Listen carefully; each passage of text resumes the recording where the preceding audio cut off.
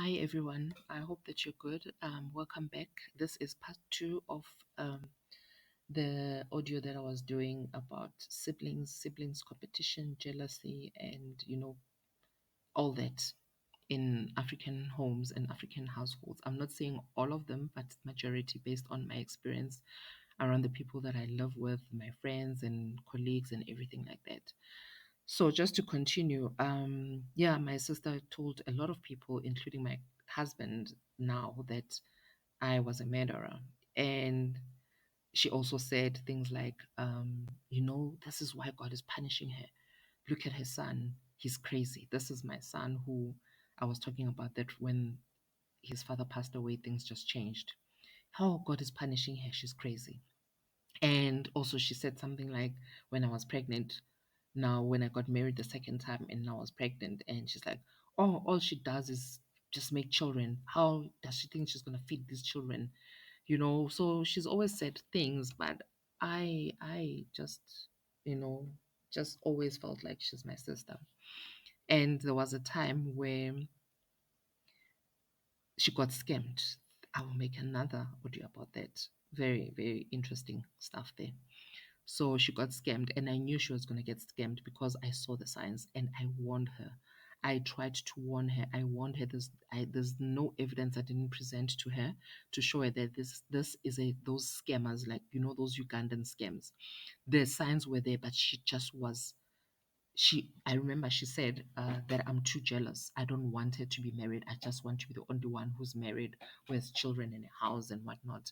So why am I jealous? I must let her live her life, you know. So excuse me, when I tried to save her from that, excuse me, she took it as if I don't want her to live a good life. Excuse me. So I tried.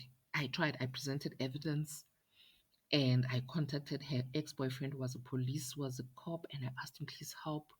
I contacted family, I contacted my father and my father's wife, like, guys, please, this person is gonna be scammed. She's already resigned at work, and her pension is going to be, stolen by this guy. And nobody would listen.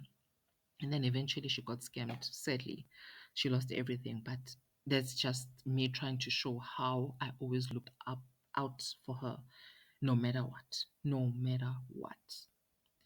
So now, fast forward to this year. No, not this year, late last year. I invited them because we moved to a new place. So I invited them, her and her kids, because things are very bad for her financially. So I was like, you know what? It's festive season. Instead of you sitting at home not having money, because even the tenants in the rooms, because she still lives in the house that my mom left her in, my late sister's house. So I said, you know what? You don't have tenants and it's festive season. You can come and spend time with us. I spoke to my husband and she agreed. And we invited them over and they came, they stayed over. But their stay was very, they looked edgy, her and her kids. They looked very edgy. They were like curious, looking at everything, asking questions, disappearing, going to corners and whispering. There was just different things at different times that were happening. So we we noticed that their stay was not, they were not so free. But anyway, they stayed for about a week. When they left, oh gosh, when they left, things changed. Like the energy in the house changed. It was just heavy. We were tired. All of us, every single one of us were tired. When you sleep, you even sleep 8 hours, you sleep 10 hours, you still wake up, you're tired. That's how bad things were this January 2024. And we kept asking ourselves, what is wrong? What is happening? Our animals, because we live in a farm now, our animals, a few of them were dying. Our dogs that were used, they knew our animals. Every day they used to see the farm animals, but all of a sudden the dogs attacked our animals and killed them, like murdered and butchered them. So things, just weird things started happening, bad dreams, everything just, the energy just shifted. And I remember asking my husband, like, are you noticing these things? He's like, you know what, I was also scared to say it to you, but the energy has changed since they left. Things are just not the same. Few days or a week later, then she phones me, my sister. She's like, I'm remembering things, because when she was here, We actually used to pray with her. We would, my husband said she needs prayer, to help her to restore her life and whatnot. So we were helping her to pray, and it was a journey that we went through with her while she was here praying, waking up at a certain time, praying with her, praying ehlane, going to the mountain to pray, all those things. And the energy just changed, things just switched. So now she phoned me a few days later or a week later that she's remembering some things. Her memory is coming back. She's so grateful that we prayed for her. The prayers that we did, they really worked. And that she's remembering things. Huh. Now, her remembering things, she started telling me weird things, weird things, confessing things. She told me that she was initiated at a young age as a witch, and um, yeah, I was so confused. She said so much. She said so much. She said she was initiated at a young age because they went to, I remember when we were young, they went to, I think it was 1986. I was young, I was very young. And there was riots in Soweto, so the school year was disrupted. So they were taken away to another province. They took them to KZN to study there, I think for 2 years. So she said this happened in those 2 years. So by the time they came back and she came back, she says she was already initiated. She was a witch. She was working for this old man and this woman. And it was just a deep, deep thing that she was telling me. And this woman being my yeah, being my stepmother, it's a very complicated thing because, yeah, my stepmother and my dad are the ones who took them. Then they said they were moving them to KZN to help them. So she says she was initiated by the old man and the stepmother. So she was telling me weird things, scary things, scary things, which a lot of them made sense. When somebody tells you something and the pieces of the puzzle are coming together, the pieces of the puzzle are coming together. So all the confessions, she even sent me pictures of herself. She said, look at these pictures. You can see that I'm not alone here. You can see that there's me. Yes, on the right, it's me. But on the left, it's this entity. It's this energy. It's this luane, abangfake sona, this luane that I live with. I've been working with. It's been in my life. This, that, and the other. Even my mother-in-law knew about this thing, and they were using it because when I met my husband, because my mother-in-law herself was a witch herself, a powerful witch, she saw what was in me. Witches know each other and they attract each other, so they knew what was in me. That's why they were so keen to marry me, because they wanted me to work for them. So that's basically her, in quotes. So she's saying that when she married into that family, she joined, she came with her powers and she joined them with their powers.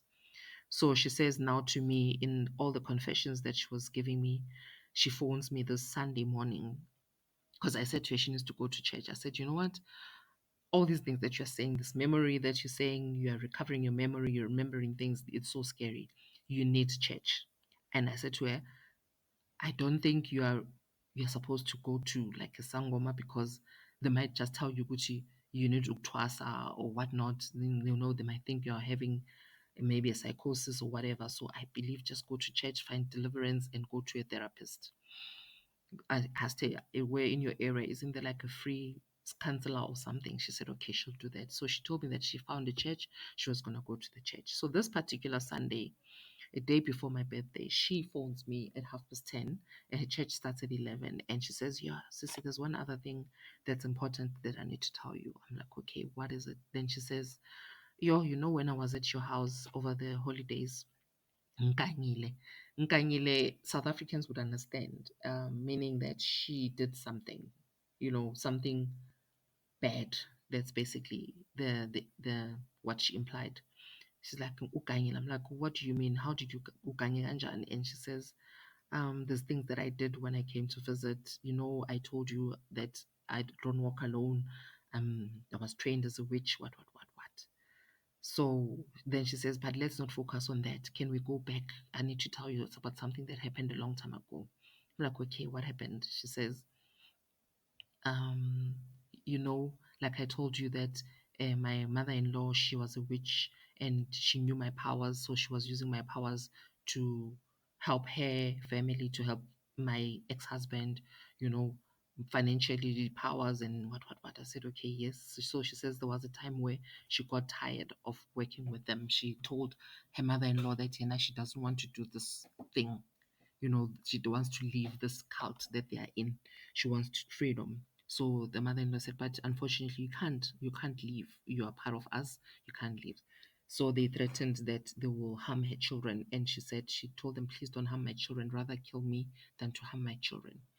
And the mother-in-law said, but I can't harm your children. Your children are my grandchildren. So how can I harm my own grandchildren? And how can I kill you, who is my agent? Basically, you work for me, so I can't kill you. And the mother-in-law said, if you don't want us to harm your children, which are my grandchildren, and there's no way we're gonna kill you, you need to sacrifice somebody who is your family, someone who's related to you.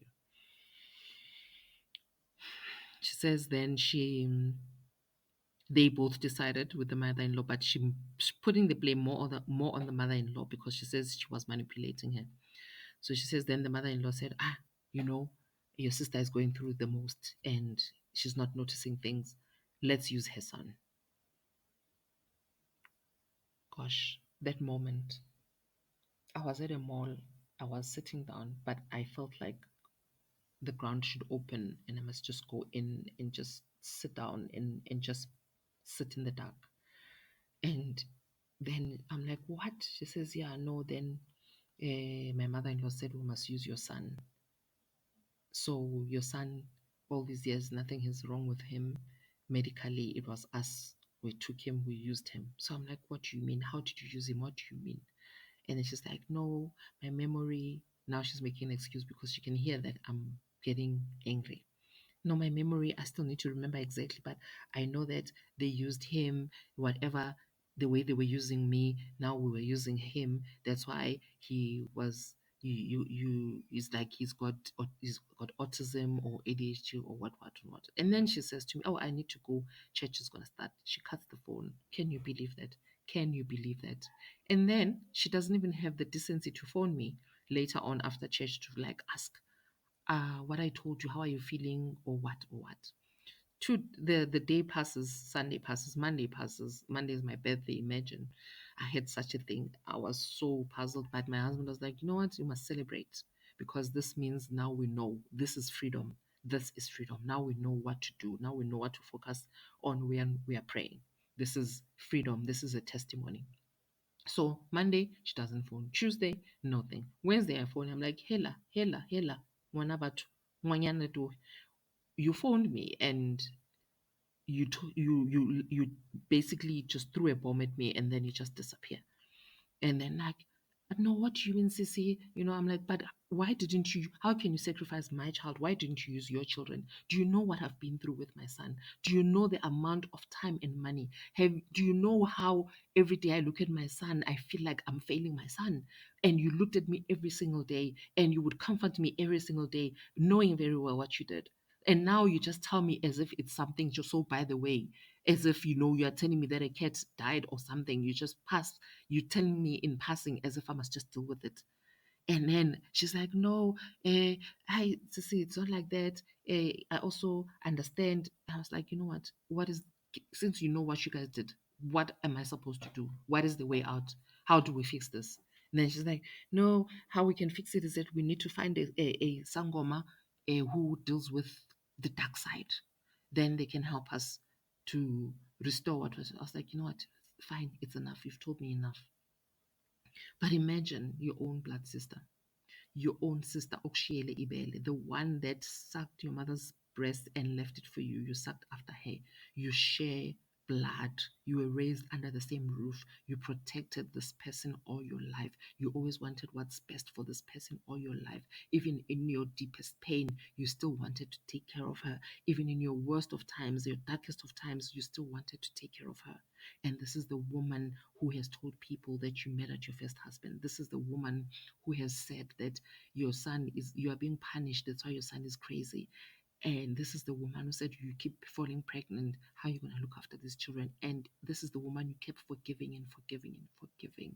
And now she's telling you that all these years of grief, all these years of crying, of not knowing what to do for your son, of looking at your boy, not knowing what to do with himself, she's responsible for it. She's responsible for it. And guess what? She wasn't taking responsibility. She kept saying, they used me. She kept making excuses that it's her mother in law, it's her mother in law. And I said to her, it's enough. It's enough. It's enough with this victim mentality that you have. You need to take ownership too. You were part of it. You were there. You could have said no, but you were there. You as a mamukulu, you're a second mother. You're supposed to be a second mother to my children. At my worst of times, when I was grieving, when I didn't know morning from night, when I was in darkness, when I was grieving the passing of my first husband, instead of you being there, being supportive, you took advantage of me at my lowest. Guys, this is my sister. Guys, this is my blood telling me this. This is the woman I was raised with.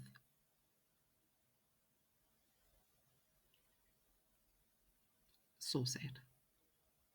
It hurts. I won't lie, it hurts. And the fact that my mother is not around for me to tell her to cry on my mother's chest, I needed that. I needed to sob on my mother's chest because my mother was there going up and down with me, with my boy. But she wasn't here physically for me to sob. I had to wear my big panties. I had to be a big girl. I had to be a big girl. In Emthandazweni. I had to be a big girl and be strong in prayer.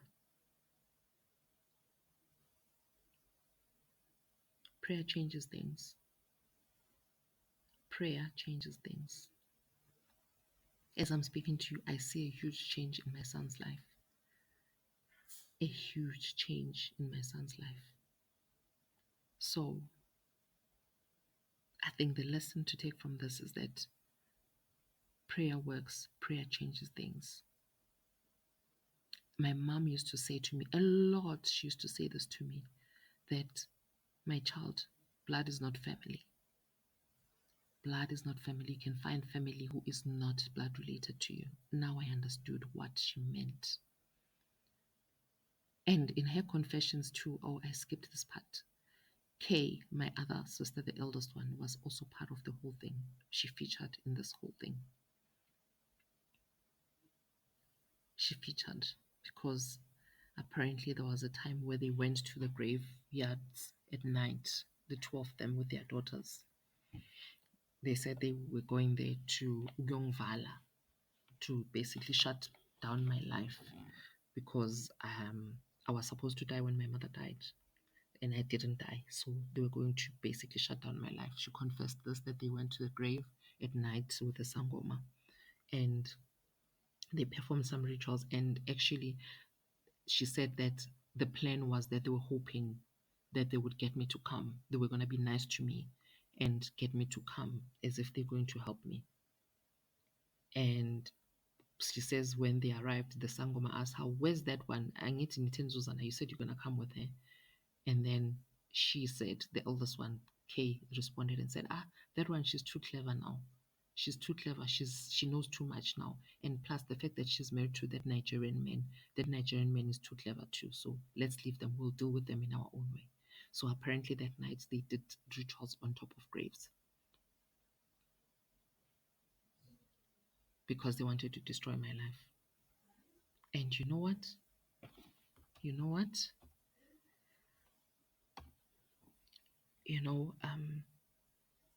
Yeah, as I talk, it's shocking. It keeps shocking me. It hurts. But guys, prayer works. Prayer changes things. Because I am here, I'm alive, despite everything that they've tried to do. I won't say that it didn't challenge my life. I won't say that I didn't go through the most, but I am here, I'm alive, I'm breathing. And I'm telling this story because I'm hoping that I can help somebody out there. that, you know what, no matter what you go through, God, your guides, your angels, your ancestors, they are there. They are there. Believe in God. Believe in the power of God. I've been through the most with my own blood, with my own siblings, with my own sisters. I used to cry and say to my mom and my sister, like, you guys, why did you have to leave my elder sister? Because we were so close. I had basically two mothers in them, my mother and my deputy mother. I was like, God, why did you take both of them? Why did you leave me with these monsters? But I'm so grateful because I have my family. I have my husband. I have my children. I remember my mom said to my husband when she was sick in his sick bed, she said to my husband, you know what, my son-in-law, my son, if you decide to go back home tomorrow, don't leave my child. Don't leave my daughter here. Take her with you because she has nobody. She has no one here. So please take her with you. Now I can die peacefully because I know that she has someone who's got her back. You know, I didn't understand at that time, but now I know. Now I know exactly why my mom was worried. But I'm here, guys. I am here, and God is faithful. You know, God is faithful. Despite what they tried to do, despite everything they tried to put me through, I'm the same person. In December, I gave her groceries when she left here. When she's short of money, I send money for her. You know, even Kay herself, I used to give her money. I used to do things for her. But it's okay. I don't count those things. But I'm just saying that, you know, it's it's so sad that people you trust, people who are supposed to have your back, are the very same people who compete with you. Let's normalize raising our children in a way that they become each other's strength. They become each other's best friends. They become each other's cheerleaders. Let's not raise children who will compete with each other. Let's not raise children who will think that this one is my mother's favorite or is my father's favorite. No, let's try our best to raise a different generation. Other races, when you look at them, they are so close. Even when they're not close, they don't attempt to do things to each other, you know, to delay or distract other people's lives. Let's change the game. Let's change the story of Abantu. Let's change the story of African people. Let's raise warriors who stand together in unity. It's so sad that our own siblings can do things like this. Thank you guys for listening. Thank you guys. And as time goes, I heal. The more I talk about it, I get healing. And I hope the story inspires somebody who's going through the most, that God is there. Just speak to God. Sometimes, even when you don't know, you don't have words, you're just feeling the pain, you're feeling the heaviness. Just sit down. Even if you take a white candle, just light it, and just cry. You don't have to say anything. Just let it out. It helps. I promise you, it helps. It helps, guys. Thank you so much. Thank you. See you next time.